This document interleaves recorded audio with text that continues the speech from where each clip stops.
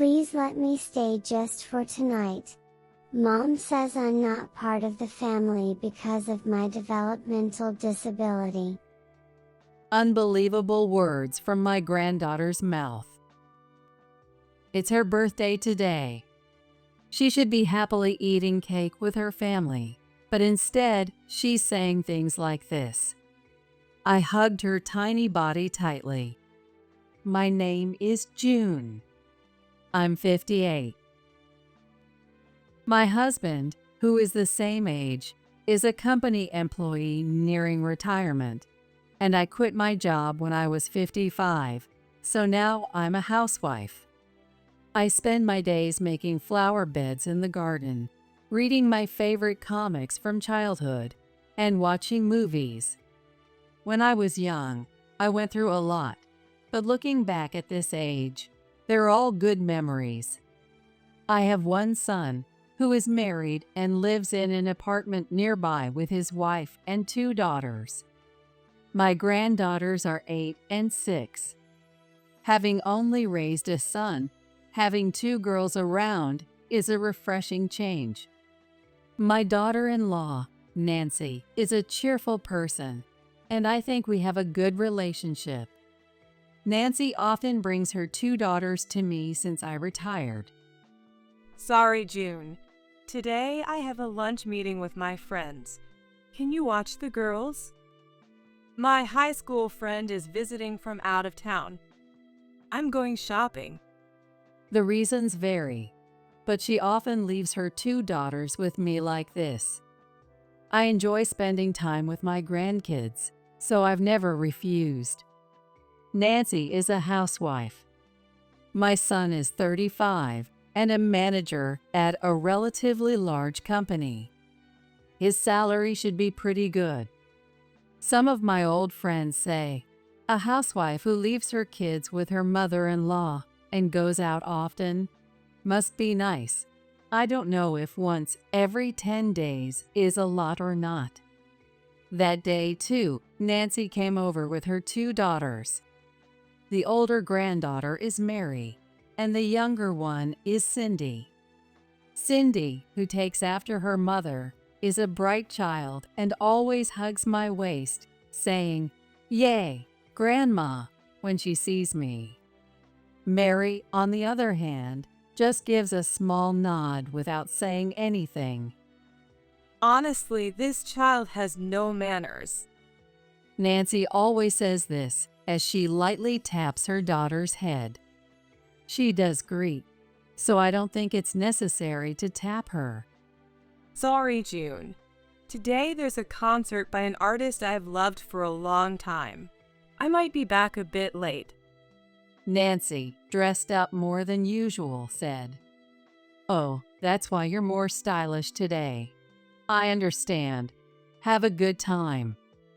If I told my old friends that Nancy leaves her kids with her mother-in-law to go to a concert, they'd probably say, "Must be nice." All right, how about I make some pancakes for a snack? Me want to help. I want whipped cream on mine. The younger granddaughter is eager and cute. Ignoring her enthusiastic sister, Mary says, Grandma, can I read comics? "Of course. I'll call you when the pancakes are ready." Nancy says Mary is unsociable, but I don't mind her laid-back attitude. I'm more like her in that way. When I first retired and Nancy started leaving the girls with me, they often drew pictures together. Despite their 2-year age difference, Mary was surprisingly good at drawing. I've liked comics since I was young, so I have a decent eye for art. Even to me, her drawings were impressive. They weren't the typical doll-like pictures girls often draw. She drew realistic, 3-dimensional characters. Wow, Mary, you're so good at drawing. I praised her without hesitation. But Daddy and Mommy said Mary's drawings aren't cute. Her younger sister, who had just turned 5, pouted and said, I might have praised Mary too much, making Cindy jealous. Cindy's drawing was a cute doll with eyes so big they almost popped off the face. It's a pity Mary's parents don't appreciate her talent. Mary, you're really good. Grandma is so impressed. Your dad has never been good at drawing or crafts since he was a kid. He just can't see how amazing your art is. When I said that, Mary smiled shyly. She usually doesn't show much emotion, which made her even more endearing. Her drawings are impressive for her age, maybe too impressive to seem cute, but I wondered why they didn't praise her properly. Eventually, Cindy got tired and fell asleep. I asked Mary, what should we do? Want to read a comic book? I haven't read many comics. Mary replied, I've loved comics since I was a child and have a lot of them at home. But my son never showed much interest in comics, and I never heard Nancy say she liked them either. So they probably didn't buy comics for the kids. I took Mary to the room with the bookshelves. You can read whatever you like. I'll make lunch in the meantime. While I made spaghetti for lunch, Mary stayed quietly in the room. Lunch is ready. No response. When I went to get her, she was engrossed in a comic book. She talked about the comic all through lunch. Usually, she doesn't say much, so I was a bit surprised, and even Cindy was amazed at Mary's unusual behavior. Mary is talking a lot. That's weird. I don't like books with just words, but comics are really fun and interesting. I was happy to hear that, as a fellow comic lover. Mary continued reading comics all the way until dinner. Since that day, whenever Mary comes over, she heads straight to the room with the bookshelves and reads comics by herself. I was delighted that my granddaughter took an interest in comics. However, Cindy said something surprising. Mary only reads comics. It's boring. She even got scolded by Mom for buying one with her allowance the other day. It's fine to buy a comic with her allowance. I remember how it feels to have your favorite things denied by your parents. I'm definitely on Mary's side. One day, Nancy asked me to make my special dish for Cindy's birthday party. I searched on my phone for a cute stationery set to wrap as a present, made the dish, and went to my son's house. I placed the shiny stationery set on the table, and the birthday girl Cindy was delighted and said childishly to her sister, Isn't it nice? This is mine, so you can't use it, Mary. I regretted not buying something for Mary too. Mary, you can look forward to your birthday present. I said it to make Mary feel better. I don't think we'll have a party for Mary.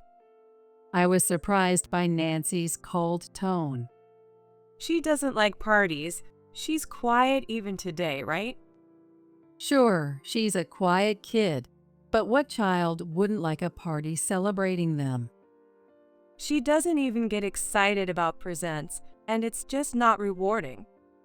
That's not something you should say. Some kids just have a hard time expressing their feelings. I sympathize with Mary because I was often misunderstood for being bad at expressing emotions. Then my son said, But Mary has no charm or personality. It's worrying for a girl. He might not mean any harm, but these kinds of comments from adults can really hurt kids. When I glanced at Mary, she was expressionless, picking at her French fries, seemingly unaffected. About a month later, on the morning of the summer break, Nancy came over with Mary. June, I'm sorry, but can you take care of Mary for a couple of days? Oh, that's quite sudden. What's going on? We're going to visit my parents, but if Mary comes along, my mom will have a lot to say. Say what? Didn't you hear what my husband said? That she's not sociable or charming, and then she blames my parenting for it. That's terrible. I didn't think Mary would want to go there either. So I agreed to take her in. All right. You can tell your mom that her grandparents insisted on taking her on a trip. Even with this unpleasant conversation happening in front of her, Mary remained expressionless, her face revealing nothing. Grandma, are we going on a trip? After her mom left, Mary asked. Oh, no, that was just a lie. Sorry. Do you want to go on a trip? No, I don't. I'd rather read comics at your house. Does your mom dislike comics? I remembered what Cindy had mentioned earlier. I don't know.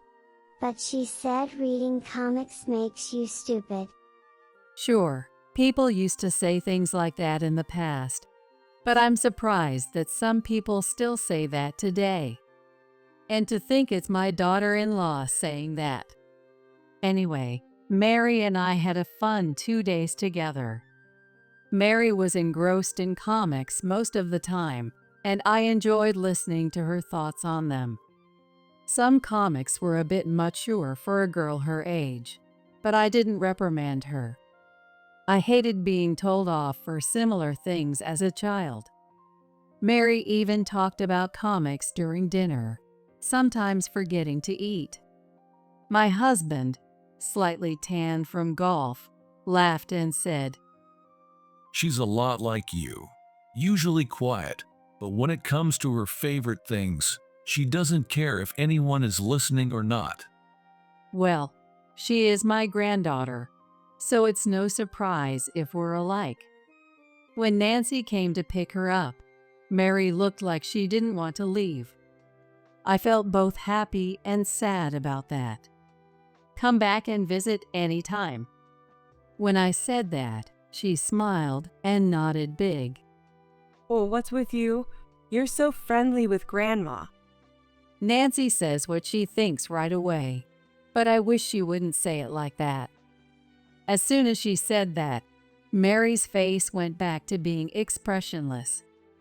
Even though Nancy said they wouldn't have a party for Mary's birthday, I still wanted to give her a present. So I went to the store near the station and bought a sketchbook and a set of 120 colored pencils and had them wrapped. I also bought a character-themed notebook and colored pencils for Cindy. It was a weekday, and my grandkids probably weren't back from school yet, so I thought I'd go home and make some treats. As I got off the bus and walked towards home, I saw a small figure in my yard. Sometimes neighborhood kids pick flowers from my garden.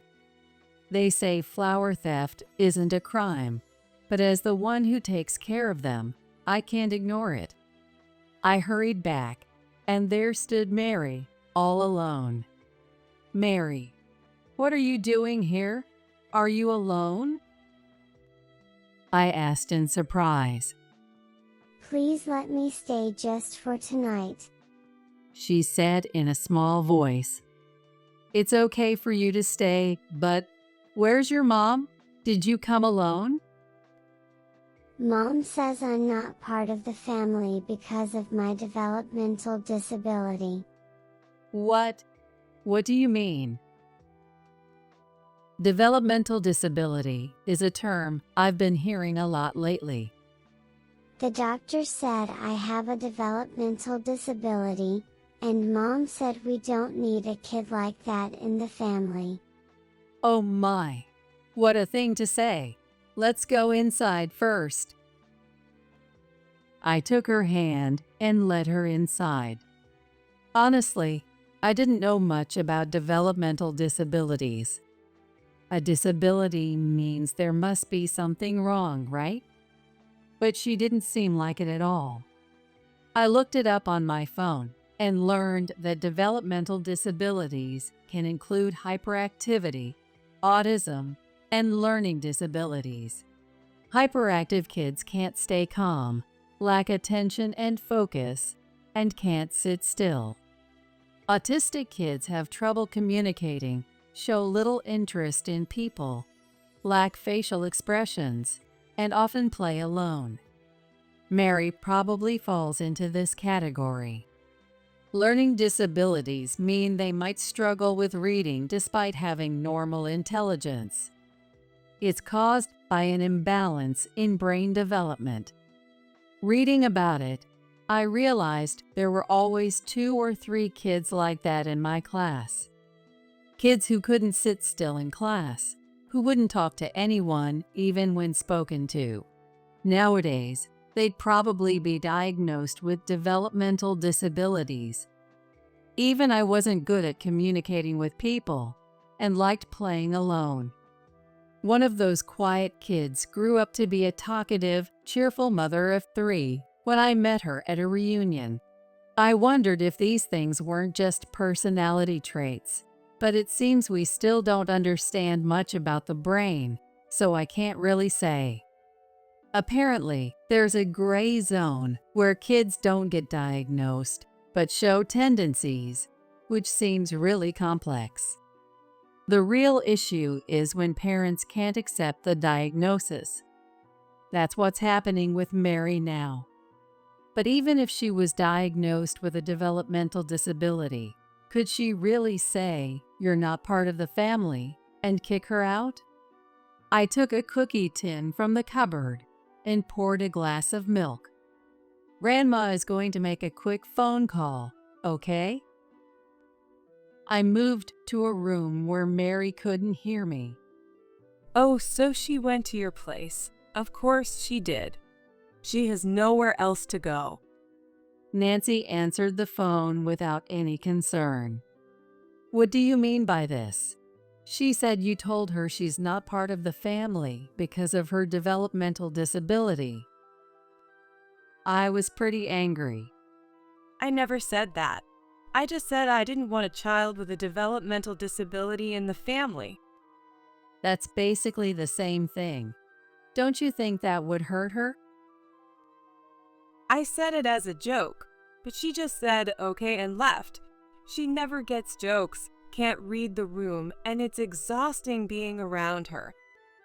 That's probably a trait of her autism. The teacher told us she wasn't doing well in class and was advised to get tested for a developmental disorder. I never expected it, but she was diagnosed with a developmental disability. And while I was upset, she came up to me and said, "It's my birthday today. I couldn't deal with it." I could sympathize a bit, but if it's a brain function issue from birth, it's not her fault. So you're saying it's my fault? My mom will blame me for having a child with a disability. Nancy got more agitated by her own words and became unmanageable. "I'll take care of Mary for now. I'll make sure she goes to school from here. So you take some time to calm down and rest." I hung up. I briefly explained the situation to my husband over the phone, getting his after-the-fact approval. Mary will stay with Grandma and Grandpa for a while. When I said that, Mary didn't show any sadness or anger. Her face was hard to read. Is it because I'm crazy? Her question startled me. "No, Mary, you're not crazy. You're a lovely girl who loves comics and is great at drawing." That's a lie, right? Mom always says I'm not cute. She says I'm stupid for believing everything I'm told. Am I not supposed to believe what people say? Why do they say things I shouldn't believe? It's not a lie. She didn't cry. but I could see she was deeply hurt. I hugged her tightly. Mom just needs Cindy. Dad might miss me a bit, but I like it here better. There are lots of comics. I couldn't believe she felt this way. Then let's live together here. You can read as many comics as you want, but you have to go to school and study too, okay? I told her. Really? Mary smiled happily. My husband bought a cake on his way home from work for Mary's birthday.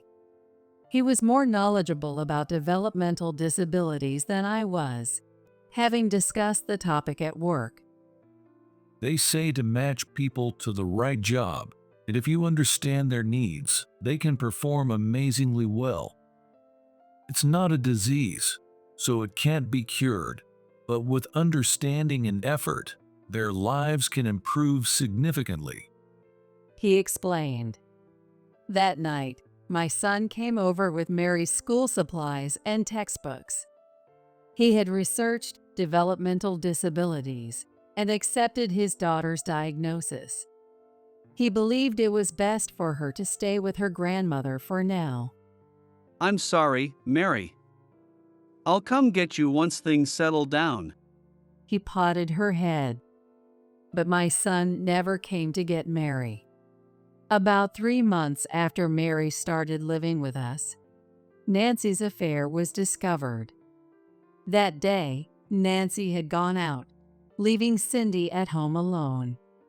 My son found Cindy choking on a candy when he got home early from work, as his meeting nearby had finished early.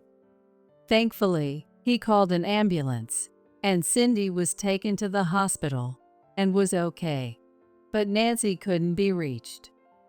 I got a call too, and I rushed to the hospital with Mary. After ensuring Cindy was safe, Nancy showed up, looking pale. Where were you, leaving Cindy alone? Oh, I was having lunch with a friend. She quickly made an excuse, but having lunch with a friend shouldn't take until evening. My son pressed further. I just lost track of time. If this was going to happen, I wish she'd brought Cindy to us. Maybe she felt awkward after the incident with Mary. Then Mary suddenly spoke up. Mom, why do you smell different when you come back from outings compared to our shampoo and soap? What? No one understood at first. What are you talking about? You never read the room. Nancy was clearly shaken. I went to a spa, that's why. Then why not take Cindy with you? It's not just today. It's always. Mary's words made my son suspicious. He might have had his doubts already. You're having an affair, aren't you? What? That's ridiculous. Don't take Mary's words seriously. I remembered reading about developmental disabilities. People with developmental disabilities can be sensitive to sounds and smells. They might react strongly to unfamiliar smells. When I said that, the atmosphere froze. Not just Mary, but you too can't read the room. It's not my fault. He's always working and leaves everything about the house and kids to me. I'm stressed out, and now my child is labeled as having a developmental disability.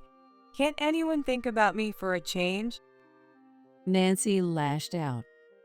Even before we knew about Mary's diagnosis, you often left the kids with me to go out. I couldn't believe what my daughter-in-law was saying. You were cheating on me while leaving our daughters with my mom. I won't say I'm blameless, but that doesn't excuse your affair. Realizing she couldn't deny it anymore, Nancy started crying and was scolded by the nurse for causing a scene in the hospital. I truly had no idea. I never suspected my daughter-in-law was meeting another man while leaving the kids with me. I had unwittingly been complicit in her affair. Her affair partner was a high school classmate she reconnected with at a reunion. He worked as a bar manager, allowing them to meet during the day at hotels. Nancy's own mother called her a shameless daughter who cheated, lost her kids, and got divorced, and refused to let her return home. She now works and lives at a job with dormitory accommodations. After the divorce, my son and the grandkids moved in with us. Understandably, my son was down for a while. Pull yourself together. You have 2 daughters to raise. With my urging, he managed to stay positive. Young Cindy missed her mom and went to visit her, but Mary never expressed a desire to see her. Over time, even Cindy's visits became less frequent, and she stopped mentioning her mom. My son told me about the last visit he took Cindy to. It seems like she's found a new guy. Probably a no good one. She was really thin and had a bruise on her face. It's hard to watch someone you once loved and married, who bore your children, fall apart. He was visibly upset. She's not a kid. You don't have to carry her burdens too, Dad. At some point, Mary had started calling him Dad instead of Daddy, and spoke with a maturity that surprised me. 5 years have passed since the divorce. Mary is now 14, and Cindy is 12. It might not be right to say this, but I'm glad Dad and Mom got divorced. Living here with this family feels like my real home. Mary talks a lot more now and clearly expresses her feelings. People with developmental disabilities often lack imagination and struggle to read social cues. Without imagination, they can't visualize when reading, making novels tough to enjoy. Thanks to Grandma letting me read lots of comics. Comics match expressions with dialogue, and they explain everything clearly. She laughed. Living with us, I was amazed at how intelligent Mary was. Great memory is common among those with autistic traits. Being smart and good at studying, but struggling to understand people can lead to misunderstandings. My Mary could become a doctor or lawyer one day. My husband would say, but Mary responded, I want to be a cartoonist. Do you think I can? You're an excellent artist, so you might. I'd be thrilled if my granddaughter became a cartoonist. Searching for famous people with developmental disabilities brings up an impressive list. Of course, they didn't succeed just because of their disabilities. Their efforts and support from others were crucial. Still, seeing successful individuals might reduce prejudice and discrimination. I wish everyone came with an instruction manual. Mary made a good point about everyone having an instruction manual. Whether someone has a developmental disability or not, everyone has strengths and weaknesses, and some people get along better than others. If we knew these things in advance, many people would have an easier time. Recently, Mary drew a picture of our family. It was so wonderful that I bought a frame and hung it in the living room. Mary was shy, but clearly happy. She might become a painter.